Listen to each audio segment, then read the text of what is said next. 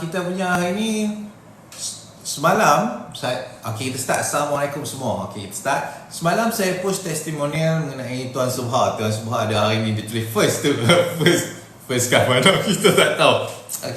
Yang sebelum Ahmad MBB tangan kerap dia menggeletar lah. Jadi banyaklah feedback yang maklumkan sebelum MBB juga mengalami masalah yang sama, tapi dia ada variasi sedikit.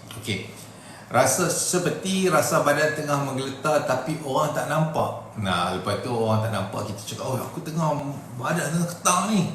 Lepas tu kata, hamba teruk je ni, tak ada apa pun. Lepas tu nombor 2, badan menggeletar sampai orang lain pun boleh nampak. Nah, kita nampak kita tengah vibrate, orang lain nampak lah kan. Satu lagi, badan menggeletar, jatuh je laju, anxiety. Tapi lepas follow formula suplemen MBB dan praktis MBB, masalah ni selesai. Kenapa? Saya akan jelaskan masalah untuk menggeletar ni secara terperinci dulu, no? Untuk orang yang mengalami masalah gastric anxiety ni, problem dia cara penggunaan cara dia convert glukos kepada ATP, iaitu kita punya energy ni, dia berlainan dengan orang yang tak ada masalah gastric anxiety ni. Contoh, kalau untuk orang yang tak ada masalah gastric anxiety, daripada glukos dia transform pada pyruvate, dia terus pergi pyruvate transform jadi laktat ni akan terus ke dia punya mitochondria, produce ATP, energy, tak ada masalah. Tetapi untuk orang yang ada masalah gastric anxiety, dia daripada pyruvate, laktat, lepas tu dia ke arah penghasilan ATP melalui proses lain, melalui proses anaerobik, iaitu dalam keadaan tiada oksigen. Sebab apa proses glycolysis lah. Penggunaan gula ni kita namakan sebagai proses glycolysis. Sebab apa orang yang mengalami masalah gastric anxiety ni, proses penggunaan gula dia berlaku dalam keadaan tanpa oksigen. Sebab apa? Kita kena faham, untuk orang yang mengalami masalah gastric anxiety, dia berpunca daripada masalah stres. Stres ni kita tahu ada 3, iaitu stres emosi, stres fizikal, stres chemical. Chemical ni kita boleh bahagi pada makanan dan juga ubatan. 3 benda ni. 3 stres ini menyebabkan berlakunya masalah leaky gut, iaitu orang kata masalah keboleh telapan hyperusus kecil. Yang mana akan menyebabkan masalah histamine intolerance, yang akan menyebabkan berlakunya radang pada kita punya kawasan hypothalamus, iaitu yang terletak dalam otak kita, menyebabkan gangguan kepada kita punya hypothalamic pituitary adrenal axis, yang mana akan ganggu kita punya penghasilan, dia ganggu kita punya kebolehan untuk berhadapan dengan situasi stres. So bila jadi empat benda ni, kita akan tersangkut dalam mode sympathetic dominant, iaitu bermaksud kita dalam keadaan mode sentiasa lawan atau lari. Bila kita dalam keadaan mode lawan atau lari sentiasa, proses dia akan limitkan kita punya bekalan darah dan bekalan saraf, terutama kepada kawasan yang tubuh badan anggap tak penting untuk survival. Contohnya tangan, kaki, tangan dan bahagian kaki ke bawah. Sedangkan bahagian pinggang ke bawah lah, dia kata tak perlu.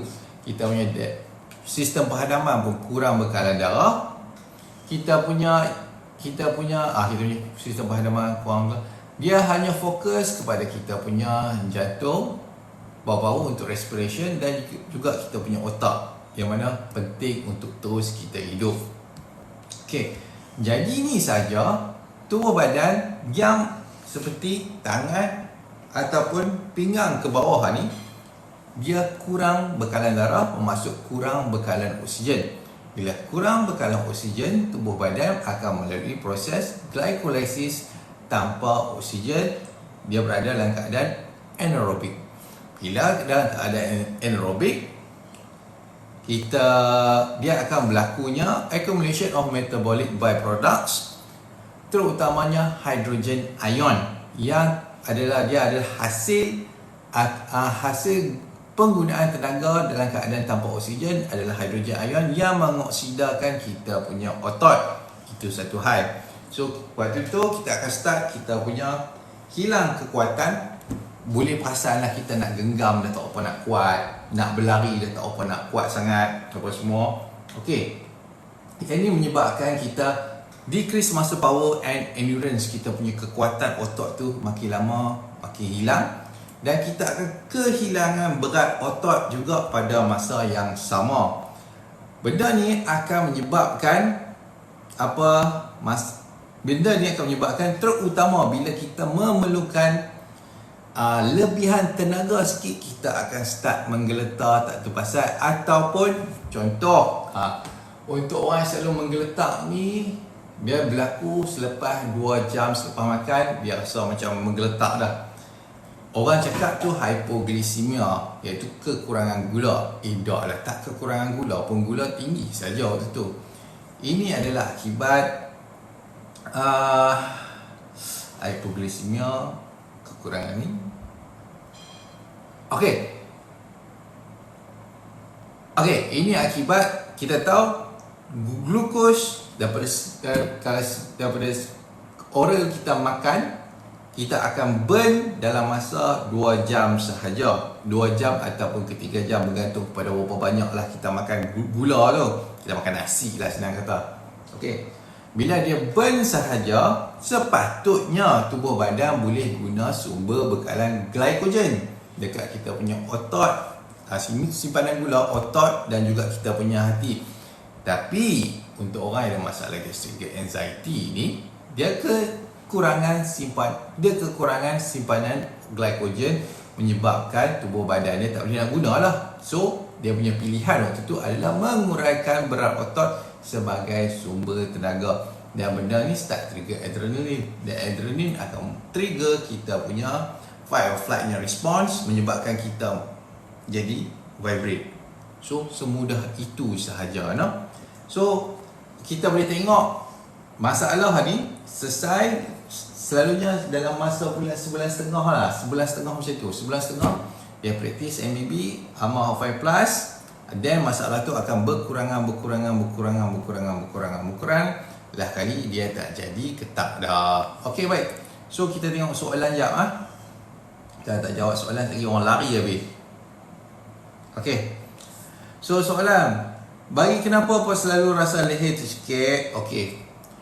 Kalau bloated, berangin, ada masalah gas, leher selalu tercekik, sebabnya dia mengurangkan bekalan saraf dan bekalan darah kepada kita punya sistem penghadaman. Sistem penghadaman ni bukan perut sahaja, ada usus, bukan.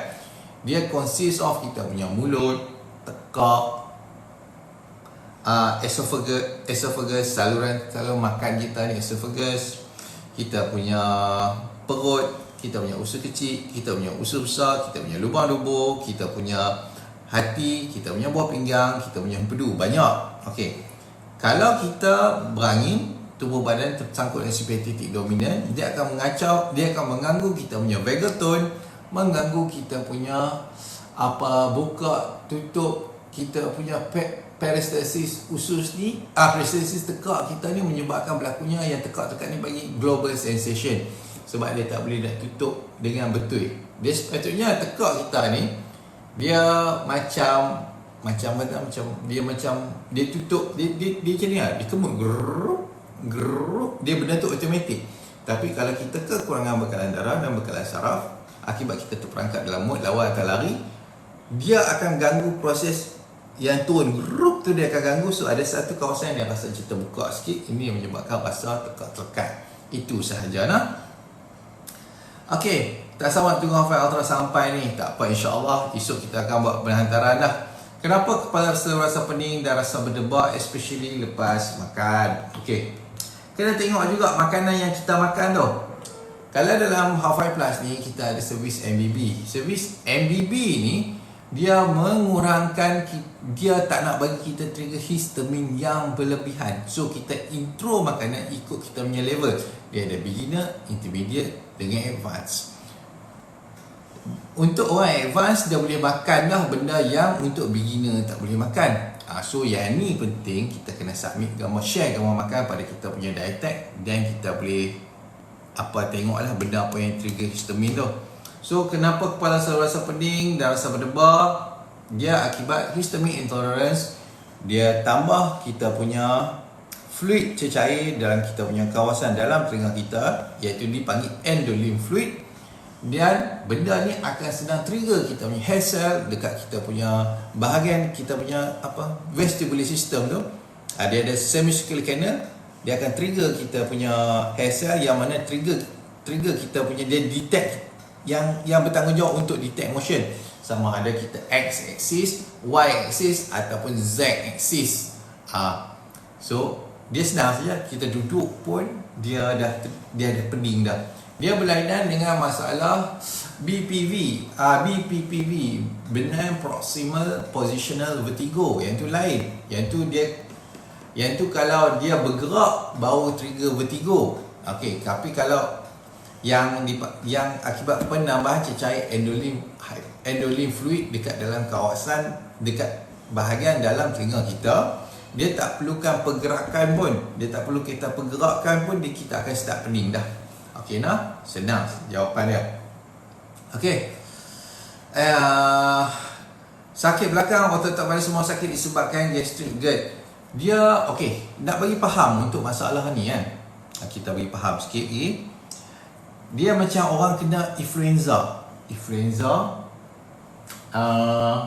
sama denggi ke, COVID ke, dia jadi sakit badan tak terpasal. Benda yang sama sebenarnya berlaku pada orang yang mengalami masalah gastric GERD anxiety ni. Sebagai contoh, influenza, dia boleh mengganggu kita punya penghasilan diamine oxidase dekat kita punya kawasan usus. Enzim diamine oxidase ini bertanggungjawab untuk menguraikan histamin yang terhasil. So bila histamin tak boleh urai dengan proper, dia akan berlakunya masalah histamine intolerance.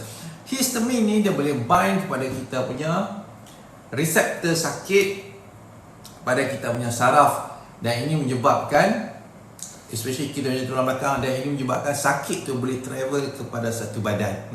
Sakit pinggang, sakit belikat, sakit betih, sakit segala benda lah nah. So itu saja. Promo ke beg kuning ni? Beg kuning ni rasa beg kuning ni tak promo ni. Tapi kalau nak promo boleh kontak saya terus nah. Waalaikumsalam warahmatullahi wabarakatuh. So saya ada jawab dah. So kita teruskan, kita nak persoalan lain. Okey. Saya malam ni saya janji dah dengan group fitness untuk explain bab cara untuk mula bersenam bagi orang yang mengalami masalah gastric anxiety. Sebab sebelum ni ramai yang cakap bila dia start saja berjalan, yang sebelum ni dia tak boleh berjalan, dia duduk kurung saja dalam rumah, takut nak keluar rumah. Tapi bila anxiety tu dah kurang, dia dah start nak confident, dia start ada regain balik dia punya confidence dalam dia punya kehidupan, dia dah boleh start keluar pagar rumah. Dia kata, aku boleh workout ni. Lepas tu dia jalan luar rumah, dalam 100 meter jalan tu masuk 100 lebih sikit, dia start lah, aduh rasa tak sedap perut lah, rasa kembung, rasa sesak nafas apa semua. Lepas tu dia patah balik lah. Benda ni berlaku akibat kita kekurangan berat otot satu, kita kekurangan simpanan glycogen satu, dan cara kita menggunakan gula tu tak tepat lagi, tak betul. Dia boleh on aerobic dah. Aerobic ni maksud kita menggunakan gula, kita produce energy dalam keadaan ada oksigen, dia dah boleh dah, tapi dia masih tak mencukupi sebab dia baru recover. Badan dia still dependent dengan penghasilan energy daripada tanpa oksigen. So bila dia push, terutama bila dia push sikit, lebih sikit saja, dia nak start dia start lari laju sikit saja. Okey, akibat kekurangan glycogen, simpanan gula pada dia punya otot, dan kekurangan otot, dia terpaksa memulakan proses gluconeogenesis, penghasilan gula daripada kita punya penguraian otot. So apa yang akan berlaku untuk membolehkan proses gluconeogenesis ni berlaku? Dia badan perlu menghasilkan adrenalin. Adrenalin dalam keadaan orang yang masih recover dalam masalah ni akan trigger secondary histamine release. Bila kita tahu saya trigger secondary histamine release sahaja, dia start nak bloated. Sebab kita tahu histamine boleh dimetabolize oleh bakteria khusus kecil, dan ini produce gas lah, terpulanglah jenis dia, hidrogen ke, methane ke, karbon dioksida ke, terpulang lah. Tapi kita tahu gas lah, dan ini yang buat dia rasa sesak nafas, rasa kembung tiba-tiba tak terpasal, trigger anxiety, benda ni lah no? Okay, Sat, yuk kita tengok. Okay, kita tengok soalan. Saya tanya kenapa kalau makan tengah hari lepas makan rasa mengantuk sangat bila makan malam? Tak ada. Okey, baik. Dia bergantung. Satu, dia bergantung kepada sama ada kita praktis IF ke, ataupun dia bergantung kepada kita punya jenis makanan. Kalau kita terlampau heavy, then boleh trigger mengantuk. Sebab apa? Dia mudah saja untuk digestion. Terutama kita makan heavy lah, makan tengah malam tu, kita makan tengah hari tu heavy sikit. Kita memerlukan concentration bekalan darah pada kita punya digestion. So ini akan limitkan kepada kita punya otak satu hari, dan itu boleh trigger gantuk.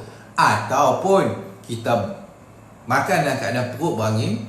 Kita tahu bila perut berangin, dia akan tolak kita punya perut ni ke atas, tekan kita diafragma, alih kita punya kedudukan jantung sedikit, dia trigger kita punya vagus nerve. Vagus nerve akan kurangkan kita punya nadi tu, nadi kita akan jadi slow. Lepas tu dia trigger kita punya mengantuk. Tapi kita tahu kalau dalam keadaan macam ni, kita baring saja, mata akan jadi cerah balik, kita tak boleh tidur. Nah? Okey. Berjalan 10 langkah terus rasa trigger, muntah-muntah angin, rasa macam nak tumbang. Ya, betul. Benda ni senang saja nak selesaikan. Amal lah Half-Five. Ni kita punya baru Half-Five Ultra. Ni yang beg kuning ni Half-Five Plus. Cuba Half-Five Plus ni, lepas tu kita praktis MBB, InsyaAllah masalah ni akan selesai. Bukan setakat 10 langkah saja. Bukan setakat 10. Ada yang baru 2-3 langkah pun dah trigger dah. Tapi Alhamdulillah sekarang ni boleh lari 10 km steady saja, tak ada masalah nah. Okey, baik, kita tengok soalan balik. Soalan ni apa dia lah?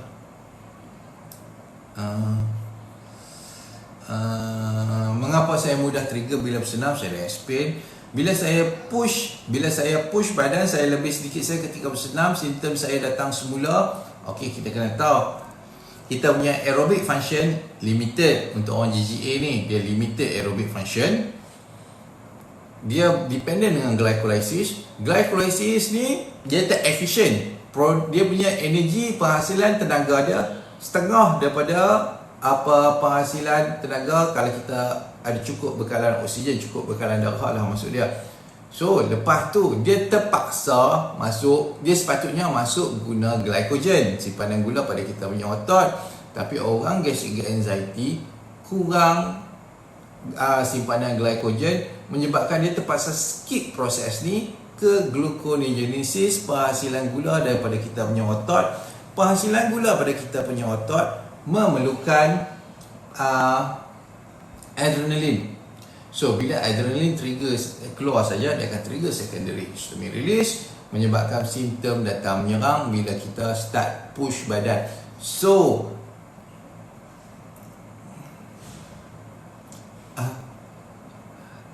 Kak Anis. Okey, baik, tak apa Kak Anis lagi saya jawab. Okey. So bila apa ni soalan? Bila. So cara nak selesaikan masalah ni, kita start dengan brisk walk dulu. Kalau trigger balik rumah, okey, tak ada masalah. Lepas tu kita dah boleh sikit, kita start jagat jalan dulu. Dah boleh jalan, baru kita start running. So dia kena main patah balik lah, macam tu cakap dia. Dan untuk yang penting HPD tu kena amal. HPD Pro kita punya baru HPD Pro, insya-Allah bulan depan 28 bulan ni launch. Okey, so kita tengok soalan lagi. Kita jawab soalan Kak Anis lah. Itu Kak Anis telefon saya tercucuk jarum tu. Tapi kenapa bila makan antibiotik dia jadi trigger? Sebab dia mengubah kita punya bakteria usus. So dia memang akan trigger. Dia punya formula senang saja Kak Anis. Berapa hari kita ambil? Contoh 2 hari ke 3 hari antibiotik. Dia rasa doktor bagi amoxicillin kot. Jangan tahu. Okey, saya rasa doktor bagi amoxicillin. Sepatutnya saya lupa nak pesan kat Kak Anis. Sepatutnya minta doktor tak bagi amoxicillin, minta dia punya yang antibiotik yang kurang sikit dia punya potent tu. Ada nama dia, saya pun lupa dah. Okey. Okey, saya dapat stok R5 Plus, saya masih ada lagi, so nak beli yang Trial Ultra. Ada ke Trial Ultra? Sepatutnya ada dah. Tapi saya tengok untuk MBBM dia punya sistem aku depa ada update ataupun belum. Tapi try lah. Okey. Saya pula jalan okey je, start nak lari, kepala melayang, tak sama nak try lebih, harap dapat membantu insya-Allah. Perlu ke kalau ambil antibiotik dan untuk recovery kita makan probiotik? Dia tak membantu, macam tu dia jadi lagi terbalik. So untuk recover antibiotik ni dia masak saja, tapi jangan ambil probiotik. Dalam kita kata kita dah rosakkan bakteria usus ni, kita intro probiotik, mengelupa nanti. Tak bagi reda dulu, kita recover balik dengan 70%, 80%, lepas tu baru introduce probiotik, dia membantu.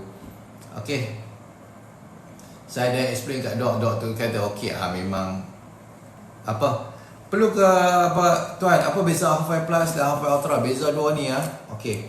R5 Plus ni dia okey, cerita R5 Ultra. R5 Ultra dia ada dia punya penambahan adalah moringa seed punya ekstrak, bukan daun. Lepas tu dia ada saffron. Lepas tu dia ada astaxanthin. Nombor 3 dia ada bromelain. Bromelain ni digestive enzyme lah. Okey, so kita kata satu-satulah ada orang macam message ni macam tak masalah sangat ni. Tak apa, lagi saya layan dia. Okey. Ekstrak macam moringa seed dia guna untuk mempercepatkan pemulihan radang usus, bermaksud kita leaky gut lah. Okey, yang sangat bantu mereka. Dan satu moringa seednya benefit untuk orang yang masalah eczema, ada masalah cirrhosis, insya-Allah dia membantu. Okey. Untuk bromelain ni untuk orang yang ada masalah osteoarthritis. Dia panjang dia punya pathway tu, kalau saya nak cakap macam mana dia bantu, yang itu kita boleh buat 4 live lagi untuk explain bromelain saja macam bantu untuk orang yang ada masalah masalah sakit lutut, masalah sakit sendi, masalah trigger finger, insya-Allah. Tapi 4 kali lah, itu pun terasa malas nak buat, orang tak faham. Okey, astaxanthin ni dia kata antioksidan. Okey, contoh bila orang yang badannya dependent dengan glycolysis tanpa dalam keadaan anaerobik, dia produce hydrogen ion banyak. Okey, so dia akan oxidize dia punya otot. Dalam secara teori lah, atas paper lah, based on paper, astaxanthin boleh digunakan untuk bantu kurangkan masalah oksidasi otot akibat production hydrogen ion, akibat kita on proses glycolysis tanpa oksigen. Atas paper saja, atas paper. Tapi kita kena try dulu. Lepas tu kita dia macam R5 Plus juga. Untuk R5 Plus ni berapa puluh kali tukar formula sebenarnya, tukar formula berapa puluh kali. Sama juga R5 Plus, R5 Ultra ni dia akan bertukar-tukar juga formula dia. Depends based on customer punya feedback lah. Dan satu lagi saffron ni guna dia adalah untuk dia macam guna dia adalah untuk mengurangkan masalah SIBO dengan pantas. Itu pun kita pilih peminat ekstrak saffron ni jenuh juga. Tapi try lah try. Sebab kalau orang tak try, tak dapat feedback, saya tak boleh improve produk ni. Kena try lah. So itu saja beza dia. Tak apa kalau saya lebih bermau untuk 10 km untuk jaga masa lama. Dia tak ada masalah untuk Tuan Farhan, sebab Tuan Farhan dah biasa dah. MAF ni kita guna untuk orang yang mana untuk contoh permulaan, untuk orang yang baru recover daripada gastric anxiety. MAF, maximum aerobic function.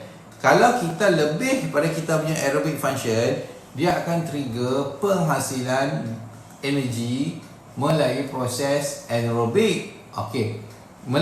Dengan menggunakan kita punya glycogen. Kalau tuan boleh push badan lebih daripada tuan punya MAF, bermaksud simpanan glycogen tuan mencukupi cara penggunaan energi tuan betul. Lepas tu satu lagi, kalau tuan push lagi lebih pada MAF, masuk level performance, iaitu dia dah start dah urai tuan punya gula, tuan punya otot kepada energi, sebab yang tu yang paling cepat sekali untuk produce ATP ni. Kalau tuan boleh steady sahaja dalam keadaan macam tu, bermaksud diamine oxidase tuan cukup untuk urai histamin yang terhasil. So sepatutnya okey lah tu no.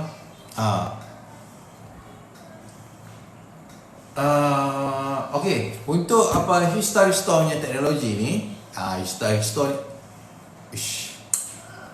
panjang. Kita buat live lah Histaristore ni. Histaristore ni maksud kita nak restore penghasilan histamin pada tahap yang sepatutnya dengan kita improve penghasilan diamine oxidase. Dia panjang cerita ni. Kita buat live lain lah bab ni. Saya suffered GERD, tapi sis bulan lepas rasa dah recover last week kena saya suffered GERD Tuan Farouk. Tuan Farouk punya lepas jogging. Lepas jogging ni dia sebenarnya bukan kata suffered GERD, dia datang balik pun. Benda ni sebenarnya kita bagi masa dia akan recover sendiri lah. Tapi penting dia, kita kena bantu untuk bina storage glycogen semula. Itu nombor satu. Satu lagi, kita bina muscle mass kita yang telah hilang sebelum ni. Sepatutnya pengambilan dia adalah untuk vitamin D, betul, magnesium, K2, appropriate punya dosage lah. Yang problem dia, kalau dekat pasaran vitamin D dia letak 1000 IU. 1000 IU ni macam tak ada function pun. At least 7,000 IU, ataupun yang terbaru untuk HPD Pro adalah 8,000 IU, dan dia kena combine dengan K2 yang memang kita tune dosage dia mencukupi untuk orang yang ada masalah gastric anxiety, dan juga kombinasi magnesium yang tepat. 3 benda ni saja key dia, yang mana HPD Pro tu lah. Lepas tu ambil HPD Pro ni, jangan lupa makan daging, jangan lupa makan lemak. Lepas tu kita start training pelan-pelan. Lepas tu baru kita introduce untuk vitamin B.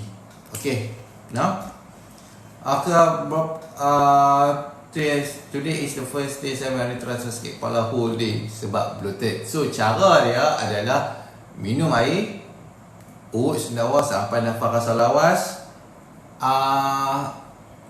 dan baru makan, ataupun kita praktis benda yang sama sebelum tidur. Buat benda tu. Dia bukan kalau sakit kepala tu bukan proses recovery tu, bukan.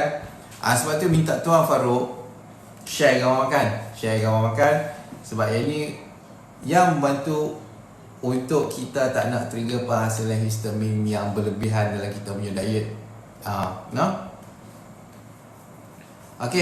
Berapa max heart rate time lari 10 km Tuan Subha tanya. Baik. So kita tengok untuk topik yang seterusnya. Mana dia? Mengapa saya mudah cedera? Okey, ni satu. Banyak orang report kat saya, bila dia dah confident dah, dia dah jogging dah okey, dia boleh buat lari laju sikit, then dia start buat aktiviti yang lasak sedikit lah. Contoh main bola, ataupun back to bersukan balik. Okey. Lepas tu tiba-tiba dia kata dia injured. Okey, kaki dia ke apa semua ke, ada masa problem sikit dan apa-apa semua sekian-sekian yang memerlukan dia berehat selama 3 bulan macam tu. Okey. Kita tahu untuk orang yang dependent, sebelum tu dependent on glycolysis, dalam keadaan aerobik, tiada oksigen, dia produce hydrogen ion. Yang ini menyebabkan berlakunya muscle stiffness. So muscle stiffness ni dan kurang berat otot menyebabkan dia prone to injury. So dan benda ni dia mengurangkan dia punya flexibility. So apa yang dia perlu buat adalah train flexibility semula. Dia kena banyak stretching, especially terutama bahagian pinggang dan juga bahagian kaki ke bawah untuk bina fleksibel semula supaya tiada berlakunya injury. Itu saja lah. Okey. Okey, bonus soalan bonus lah. Saya 100% dah okey sebelum ni, tapi simptom datang semula selepas beberapa bulan ke belakang. Saya memang tak jaga dah MBB sebab dah okey. Mengapa hal ni terjadi? Sebab kita makan balik benda yang in the first place menyebabkan kita berlakunya masalah gastric anxiety, seperti tepung, minyak sayur daripada sumber biji greens dan juga dairy product yang pasteurized. 3 benda ni merengsa kita punya usus, dan benda tu akan trigger semula kita punya simptom one by one semula lah. So jaga 3 benda ni. Okey, salam semua. Satu lagi soalan. Simptom kebal. Ya, betul, simptom kebal. Dia datang. Dia kalau main kebal ni, macam kita dah okey dah makan apa semua okey, makan happy D pun semua dah rasa okey. Dia rasa main confident tu balik. Okey. Bila confident tu main balik, dia start hilang rasa takut. Bila start hilang rasa takut, dia start nak makan balik semua benda sebelum ni yang dia nak makan ni. Apa tepung, apa semua, dia teringin sebab benda ni tahu dia.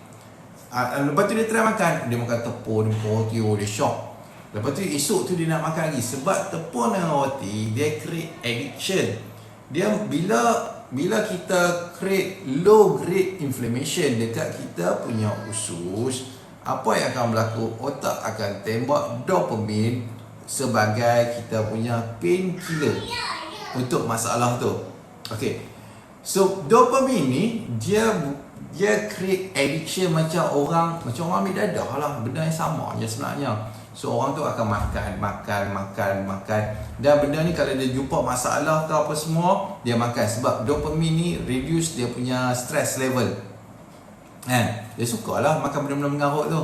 So apa yang akan berlaku lama kelamaan, masalah leaky gut jadi balik, dan benda tu akan berulang balik lah simptom dia tu yang lama tu no.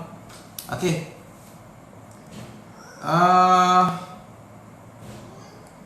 Okay, sakit subah sebab saya badan masih berat tuan 86 kg. Oi lah. Daripada 138 jadi 86. Banyak tu hilang. TikTok. Okay. Hari tu try buat ubi rebus guna cara yang tu ada share dalam group fitness di Twitter. Okay, baik. Ubi rebus ni problem dia adalah linamarin. Linamarin ni dia jenis racun cyanide. So cara untuk nak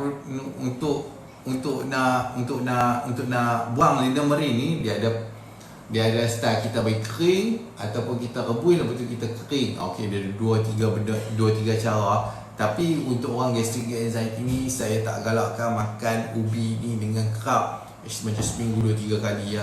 Itu saya tak payah buat lah. Untuk orang yang kecil mana, jangan makan langsung ubi. Okey. Saya dah main rasa kebal. Tuan Subah relax dulu. Jaga relax dulu nah. Okey. Tapi iman kuat sebab tak nak pisang berbuah 3 kali. Okey, baik. Kalau teringat masa macam nak makan tepung balik benda bukan-bukan tu, tengok balik video tengah petang tu. Okey, baik. Tapi kadang-kadang saya makan roti dia tak trigger pula, kadang-kadang je dia trigger.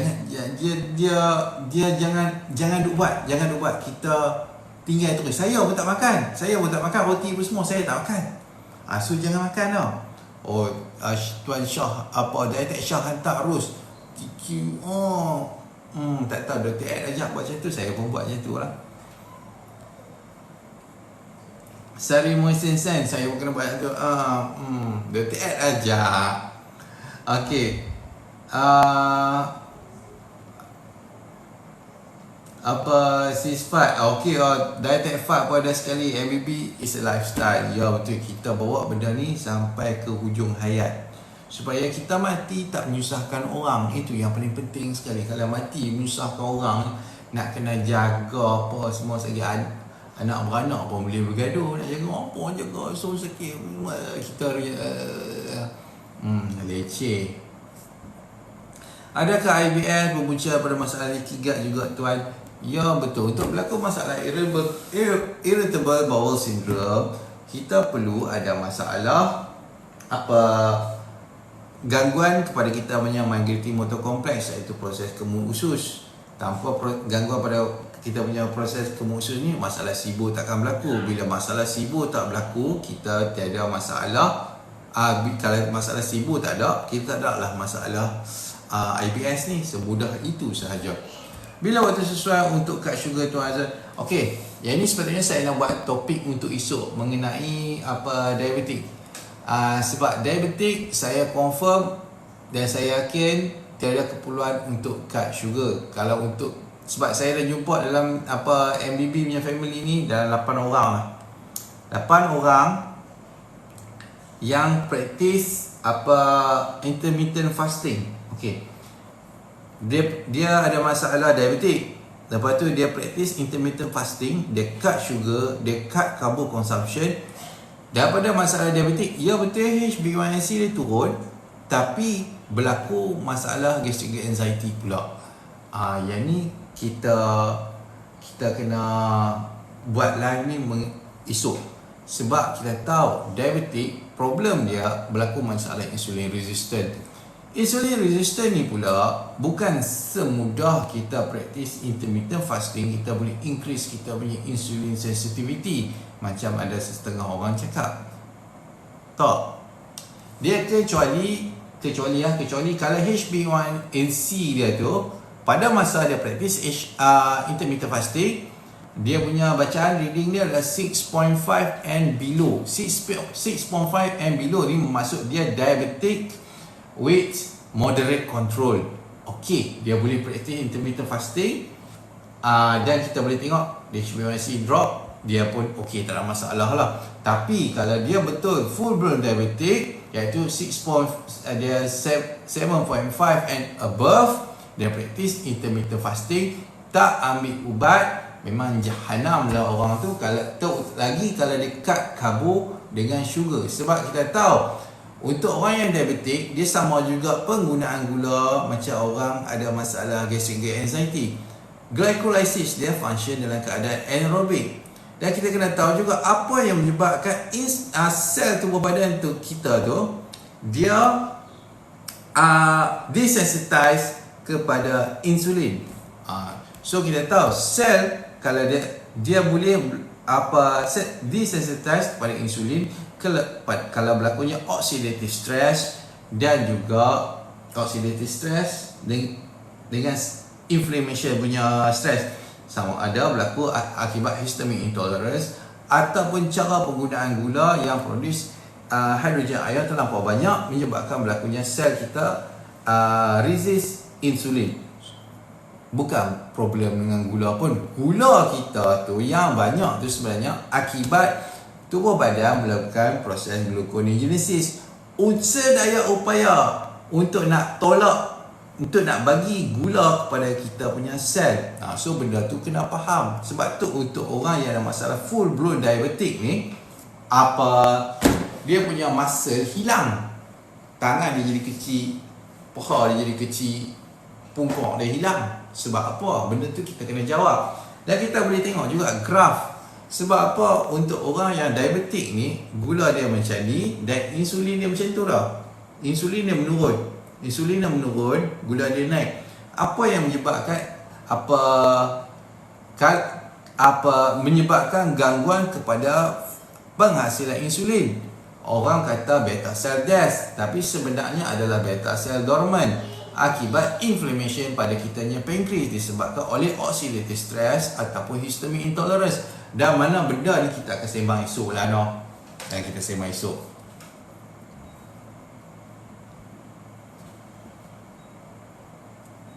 Okey.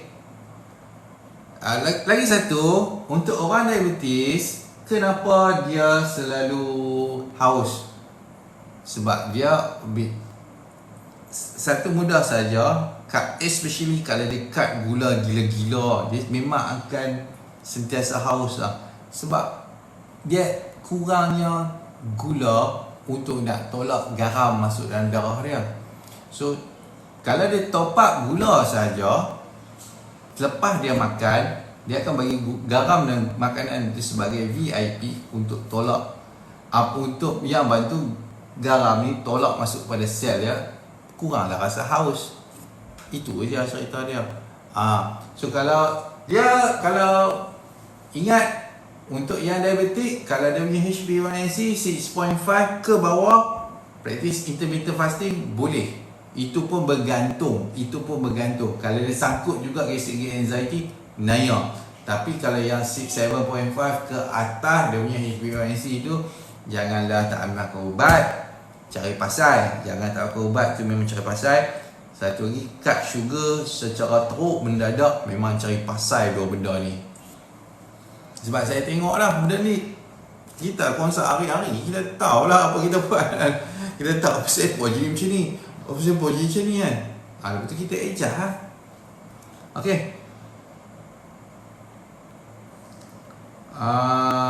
Kita tengok. Okay, kalau tak ada selera makan tapi kita, okay, Tuan Fazli, dia tak okay tau kalau kita paksa makan dalam keadaan kita tak selera. Sebab digestion kita ni, dia ada 3 stage, 3 fasa. Dia permulaan ada cephalic. Cephalic ni kita punya selera makan lah. Kita kena trigger selera makan kita dulu melalui kita punya deria bau, rasa apa semua segala benda ni lah. Itu baru dia kickstart kita punya penghasilan air liur. Kita punya tekak ni untuk kemut, tekak ke bawah makan.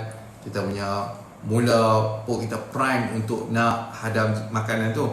Lepas tu nombor 2, baru dia start gastrophase. Gastrophase ni start penghadaman dekat kita punya perut. Nombor 3, intestinal phase, iaitu kita punya kebun usus, kita punya penghasilan lipase, amylase, protease, sodium bicarbonate kita punya pancreas, penghasilan kita punya gallbladder juice, gallbladder bile acid, kita punya empedu. Ini kita punya intestinal phase.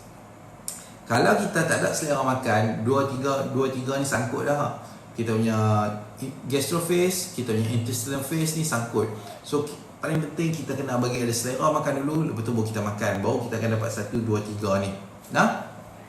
Okay. 5.255 risau pula baca akan datang macam mana. So kalau untuk Tuan Farouk, macam ni lah. Hantar saja gambar makan kat saya, dan kita adjust balik MBB tu bagi sampel punya. Okay lah. Saya dah lama tak ambil air gula atau sebab tu berat badan turun banyak dan kepala melayang-layang. Jangan takut air gula. Kita ambil air gula lepas kita makan nasi, lauk apa semua bagai, kita ambil. Dia akan bagi banyak benefit kepada tubuh badan kita. Jangan duk risau untuk masalah kencing manis ke apa semua, sebab benda ni saya dah buktikan orang tu tak ada kencing manis lah. Gula bagi saya bukanlah masalah. Gula dalam keadaan kita ambil dalam keadaan moderate, dia tak ada masalah langsung. Hafal boleh bantu rawat H. pylori ke tuan-tuan? H. pylori ni kalau dah jadi kan, kalau jadi ulcer perut kan, akibat masalah H. pylori ni, setelah antibiotik je lah. Lepas tu dah settle tu, amal Hafal Plus, practice MBB. Okay, Saya diabetik, lepas tu saya kuat makan dalam masa yang sama, triglyceride saya tinggi macam mana Okey. Stevia, okey, sebelum saya jawab soalan untuk Puteri Melayu, saya jawab untuk Tuan Aidil dulu. Stevia tak boleh. Stevia, dia punya pathway, dia tak dia tak bagi badan relax tau. Dia hanya manis dekat tekak dengan manis kat hidung. Dia tak trigger penghasilan dopamin. Dopamin ni untuk gula ni penting sebab dia trigger penghasilan dopamin. Dopamin ni bagi kita punya badan masuk dalam mode rest and digest untuk sementara waktu. So sebab tu kita kata ambillah gula ni sikit saja, tak banyak juga no. Itu saja. Okey. Saya lagi gastrik lepas tu saya orang tanya pula, kenapa letak Half5 Plus ni ada stevia?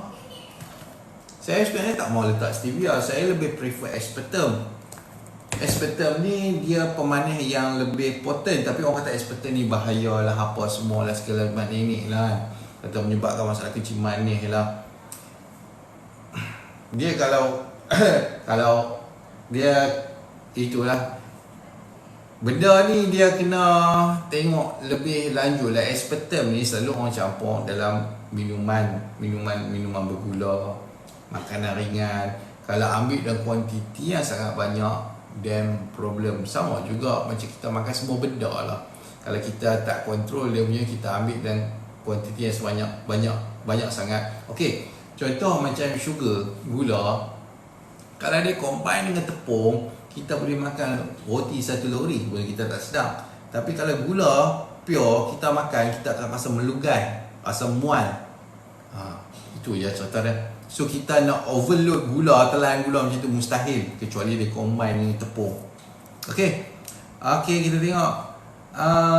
Saya lagi sick, lepas tu saya kuat makan.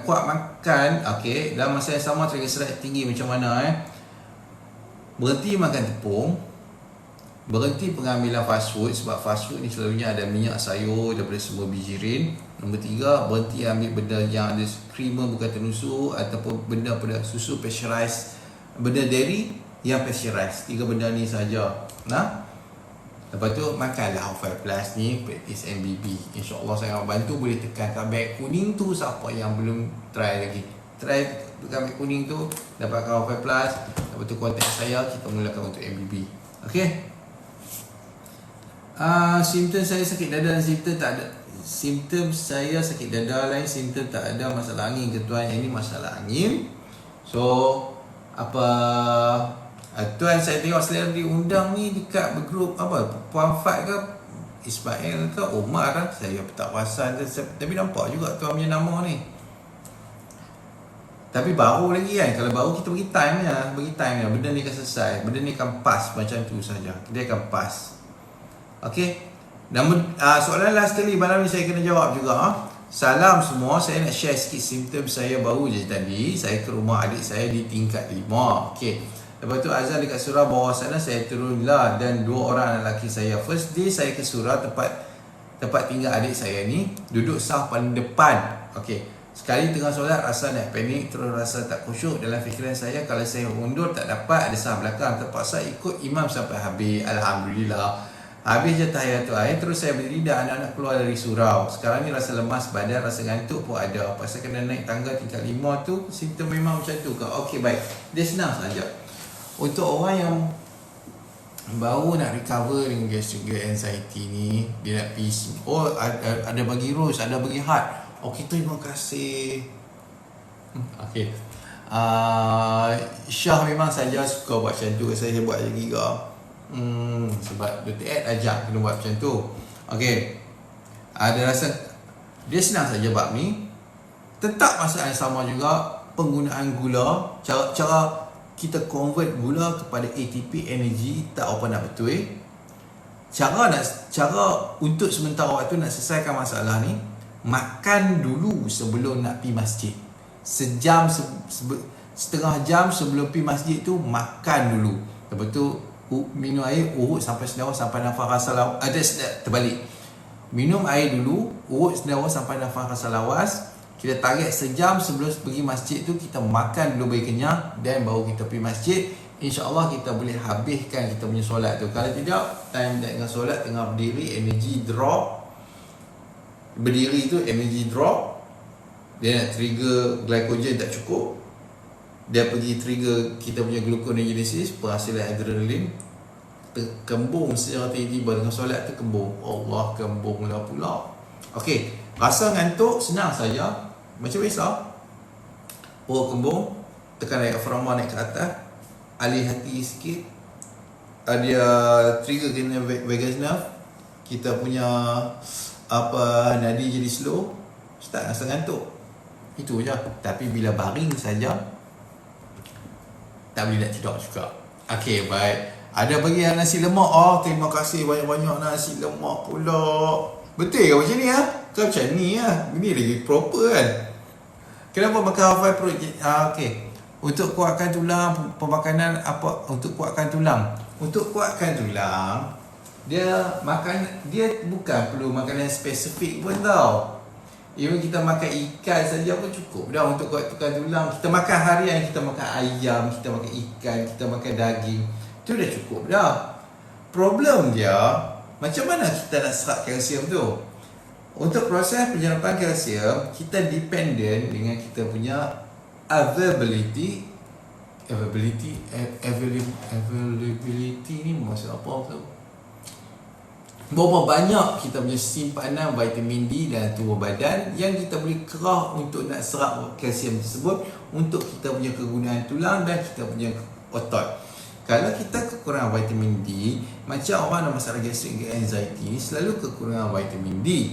Okey, kalau dia tak top up vitamin D, dia tak boleh nak guna kalsium. Dan kalsium ni selalunya akan terkumpul, dia akan jadi masalah pembentukan batu pada kita punya buah pinggang lah. Itu je ceritanya. Kalau dia ambil susu yang tinggi dengan kalsium, problem ni akan jadi lagi teruk. Sebab saya dah tengok banyak kali dia orang ubat. Okey, so kita tengok lagi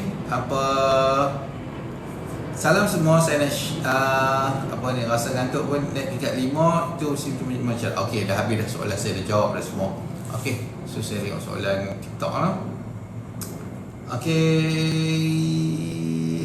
kenapa makan half-five perut jadi lapar? Dia bukan tak jadi lapar tau, dia jadi kembung dia jadi berangin. Kalau jadi berangin, cara dia sedang saja, minum air, urut bagi sedawa dan benda tu akan hilang.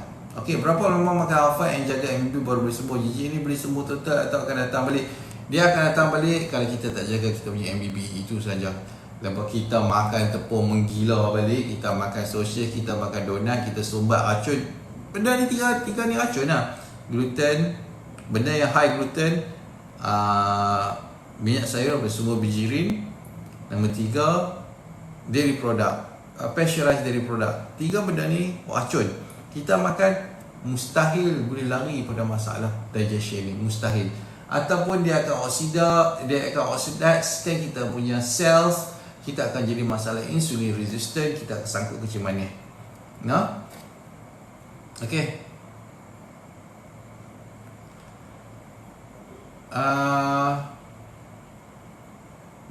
So kalau yang mana belum dapatkan half-five plus, tekan beg kuning lah, tekan beg kuning. Lepas tu kita start dengan MBB. Kontak saya, nombor saya ada dekat TikTok saya tu lah. Nanti saya akan assign dia tag. Rasa dia kena pegang macam ni kot. Orang dia buat live pegang macam ni kan. Orang dia promote produk lah. Rasa macam ni kot. Okey. Mohon nasihat tu berkenaan air kelapa. Adakah bergas dan tak baik untuk okey. Air kelapa dia tinggi dalam kita punya FODMAP. FODMAP ni kalau tahu diet FODMAP, iaitu fermentable oligosaccharide, monosaccharide and polyols. 3 benda ni dia sebenarnya combination sugar saja. Okey, boleh nak minum, tak ada masalah pun, tapi ada cara kita minum lepas makan nasi dengan lauk semua, dia akan okey. Itu pun kita introduce berperingkat, pelan lah. Jangan terus kita ambil 1 jug tu, aku makan nasi aku minum 1 jug. Tak boleh lah macam tu noh. Okey. Bila makan half-five gastric kurang tapi GERD pula ada sebab dia reflux, sebab dia jadi gas. Untuk Puteri Melayu rasanya awal lagi kot. Tak apa, benda ni akan pas, nanti dia akan okey, percayalah. Okey, apa beza Half-Life Plus dan Ultra? Half-Life Ultra ni dia lagi cepat buat kerja pada Half-Life Plus.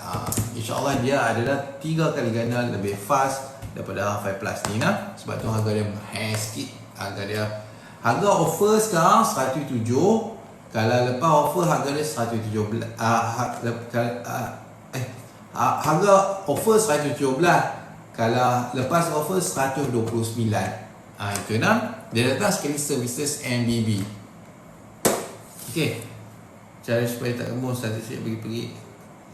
Okey, dah lama amal hafal cara supaya tak kembung. Okey, satu sikit bagi pergi supaya tak kembung satu secek pagi satu secek bagi 2. Okey, setengah secek pun boleh juga praktis macam tu. Okey, bolehkah makan kicap sebab ada soya tuan? Dia tak ada masalah sangat tau. Sebab kicap ni kita tak togok macam tu. Kalau kita togok macam tu, dia problem lah. Tapi kicap kita letak dalam nasi macam tu saja, tak ada masalah pun. Kicap kita makan je, jangan ditogok je, itu je. Okey, tuan makan dah jaga tapi perut selalu kembung. Bila jadi kepala, tuan makan dah jaga tapi perut selalu kembung. Melayang mata, kolabu, pening bila membaca. Okey, dia trigger histamin juga ni. Okey, apa-apa pun macam biasa kontak saya lah 012-503-7753. Sebab saya tak tahu orang baru ke orang lama ni. So bila kalau saya tahu orang baru orang lama senang. Okey, baik. Saya rasa itu sahaja untuk hari ini. Okey, sekarang ni promo tengah berjalan.